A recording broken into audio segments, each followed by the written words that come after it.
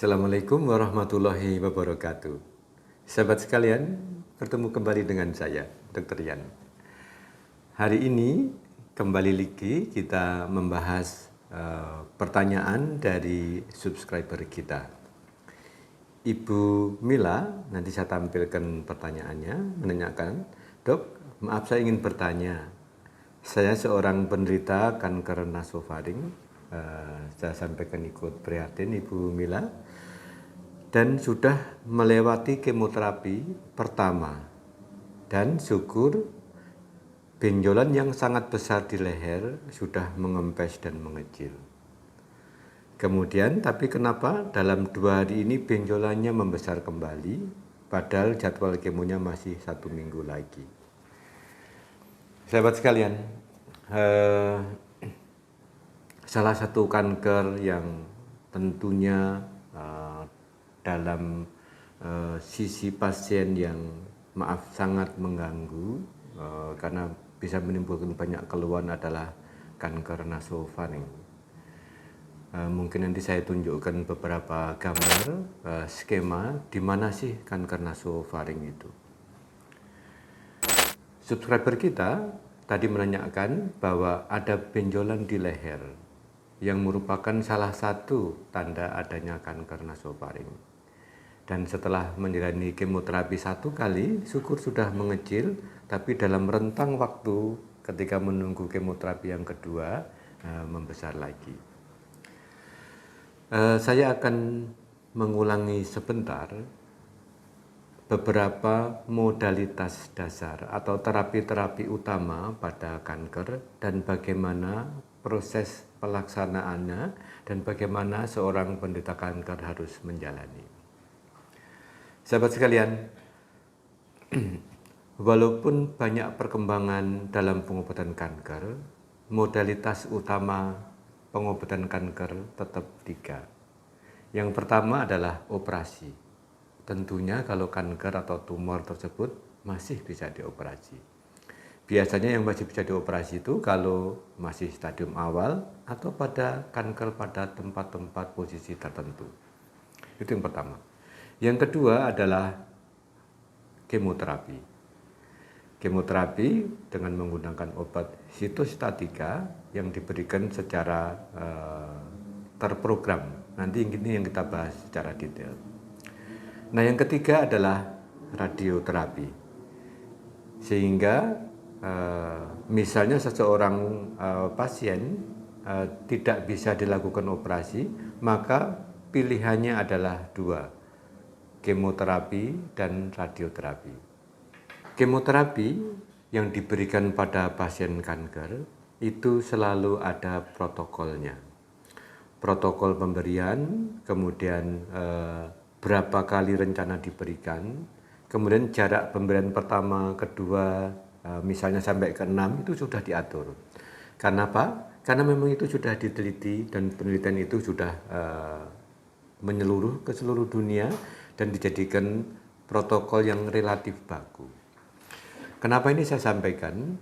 Karena seorang pasien kanker harus memahami bahwa respon kemoterapi itu penilaiannya ada saatnya, artinya setelah diberi beberapa kali baru dinilai responnya.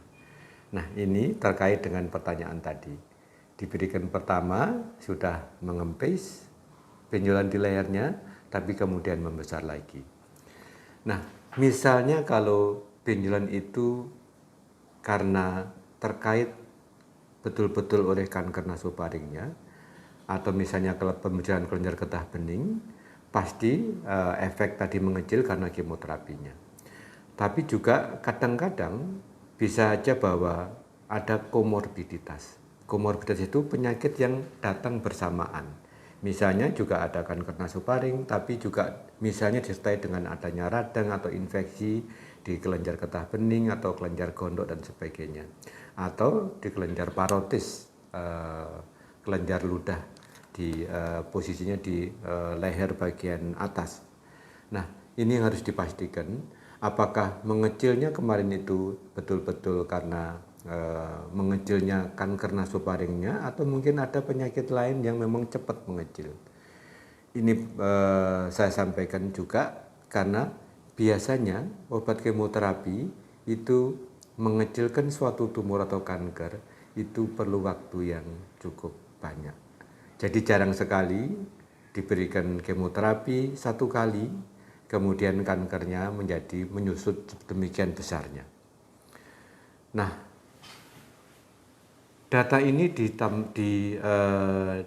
didetailkan dengan bahwa obat kemoterapi adalah obat sitostatika, obat yang menghentikan pertumbuhan sel kanker atau mematikan sel kanker.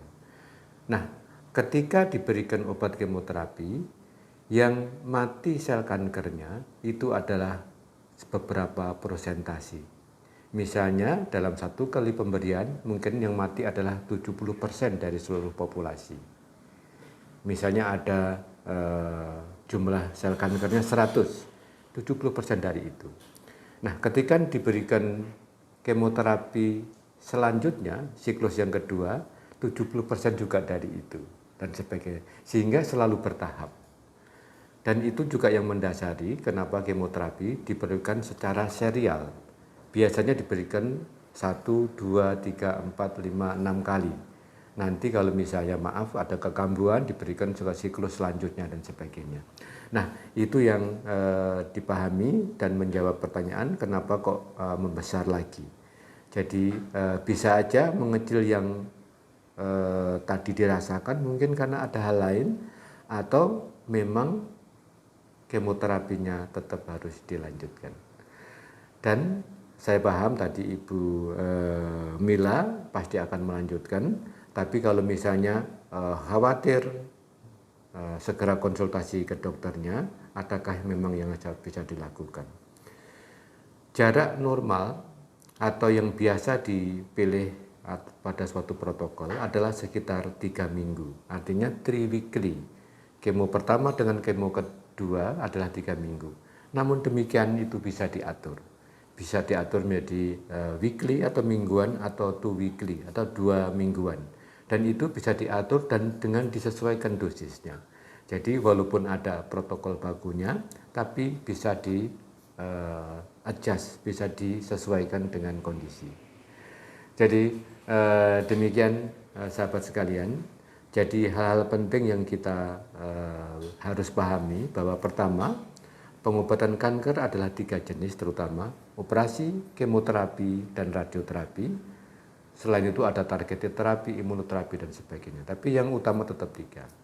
Yang kedua, efek pengobatan mau apakah itu kemoterapi atau radioterapi, hasilnya selalu bertahap. Jadi diperlukan kesabaran, diperlukan semangat yang tinggi seorang penderita kanker, karena memang beda dengan misalnya penyakit dengan gejala panas tinggi, sekali diobati sekali langsung hilang. Kalau kanker tidak demikian. Jadi perlu tahap dan waktu yang cukup panjang. Kemudian yang ketiga adalah bahwa kemoterapi untuk melakukan evaluasi diperlukan jangka waktu tertentu. Misalnya setelah 3 kali pemberian atau 6 kali pemberian untuk dinilai responnya. Jadi demikian sahabat sekalian, semoga deskripsi singkat ini memberikan pemahaman yang lebih baik. Let's keep up alive. We stand by you. See you tomorrow. Mari dukung channel ini dengan memberikan like, share, comment, and subscribe.